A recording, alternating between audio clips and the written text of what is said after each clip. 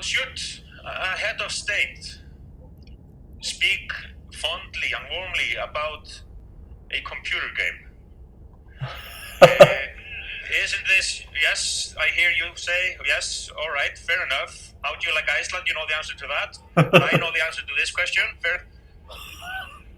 But the question may still be asked, aren't computer games a negative aspect of what we call progress? Yeah. You see where this is leading. Wasn't everything better in the old days? When pastime was more positive, when computer games didn't instill in us anger, violence, and what have you. Wasn't it better 20 years ago, 50 years ago, 1,000 years ago? I'm a historian by profession, and you have to bear with me now.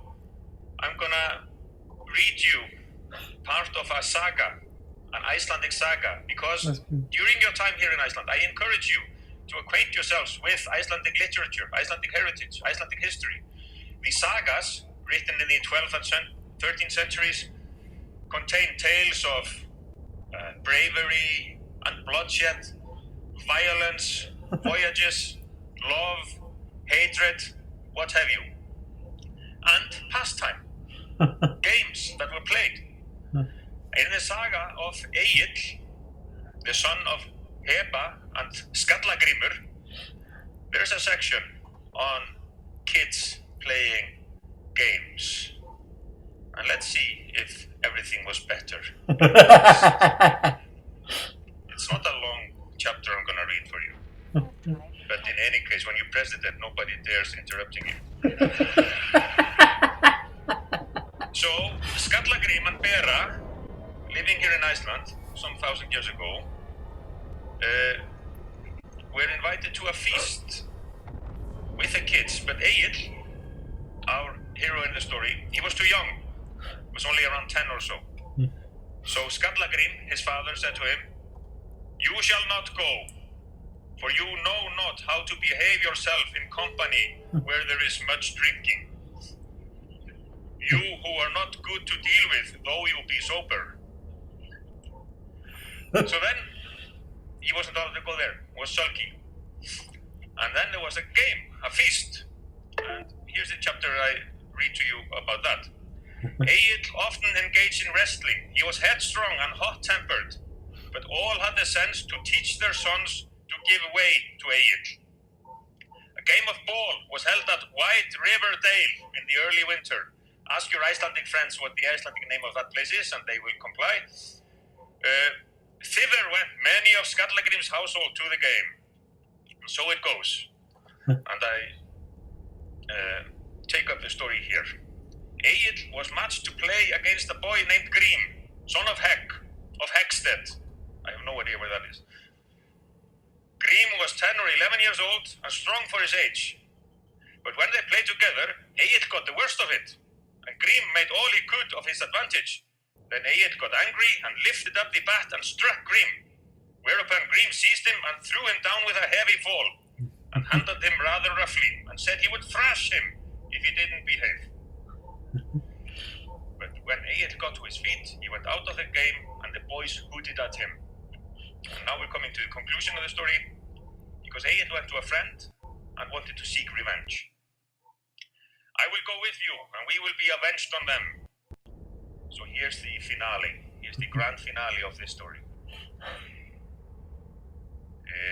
He gave into Egil's hand a whole beard that he had been carrying. Such weapons were then customary. They went where the boys' game was. Grím now had got the ball and was running away with it, and the other boys after him. Then Egill bounded upon Grím and drove his axe into his head, so that it at once pierced his brain. So, games were not better in the good old days. You go on. That's pretty good. You go on playing computer games and having fun. Fight as you wish, as hard as you can in New Eden, but behave in the real world. Make friends here at this FANFEST. Be merry, stay safe, show respect for each other, and then all shall be well. Have a safe journey back home and enjoy the FANFEST. It's a pleasure to be here with you. Thank you very much. Yeah, awesome. Thank you. Yeah, awesome. That's actually pretty good.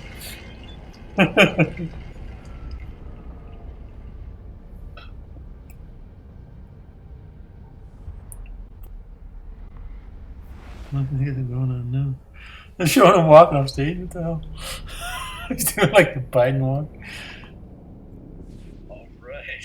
Thank you, Mr. President. Whoa. I'm so intimidated by that. You know how to follow the president. This is probably the only gaming company in the world that can pull that off. That is all for you. I am CCP Swift. And I am CCP Zealous.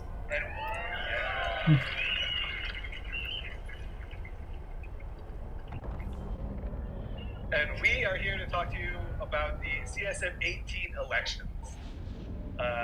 Yeah. We held these elections about 2 weeks ago or so. You guys voted in mass. It was absolutely incredible. 47,000 voters showed up, the second highest in the STV era. Yeah, we had over 47,000 votes, as Swift pointed out. Second highest in the STV, the single transferable vote era. It was actually the highest since the 10th anniversary as well. Absolutely phenomenal. We changed things up a little bit this year as well. We previously had a CSM of 10. However, we upped it to 12 this year, with CCP being able to pick the final 2 out of the top 20. So we get to see our very first 2 CSM candidates here. The incumbent for Goonswarm Federation, Kazanir, fills our first slot. He is back. And he is joined by Alcoholic Satan, or Satan, depending on your pronunciation. Alcoholic Satan. What's the freaking name? Filling our second spot. Yeah. And so, I don't know if you've really followed through the STV process before. We will go through it in probably about a week or 2. Once you guys are all back home, we'll go round by round so you can track all the votes. But, we'll give you a bit of an abridged version this time. As Zealous mentioned, Kazir gets in, re-elected. Alcoholic Satan gets in from Pandemic Horde. They were the only 2 candidates that get in the first round. This is very unusual, and what's even more unusual is that this is going to stay the same for another 30 rounds. So it's going to be absolutely grueling. But I want to give you just a quick shot about what it's going to look like in the first round. Lots of numbers. You can kind of find your candidate that you voted for in there. Big props to Horde for somehow getting Storm Delay, their second candidate, supporting their first candidate by getting 666 votes exactly. That's pretty impressive. We didn't doctor that at all. But yeah, you can kind of see how it goes. And the STV process, as I said, is going to go for the next 30 rounds. And what that means is there's going to be 1 candidate removed, the one with the lowest amount of first place votes. Their votes are then going to be trickled through the system, and it's going to basically run the election again. So William Chen will be our first candidate removed, but all 108 of his votes will stay, because as it turned out, if you selected William Chen on your ballot, there was someone else on your ballot too that you thought would be a great candidate. So that's why all 47,000 of your votes will stay in the system in this first round. Yeah, so those of them in the 2,000 range at the moment, you must be feeling pretty confident. But let's see how that breaks down as we go through onto around 30. Cool. Yeah, round 30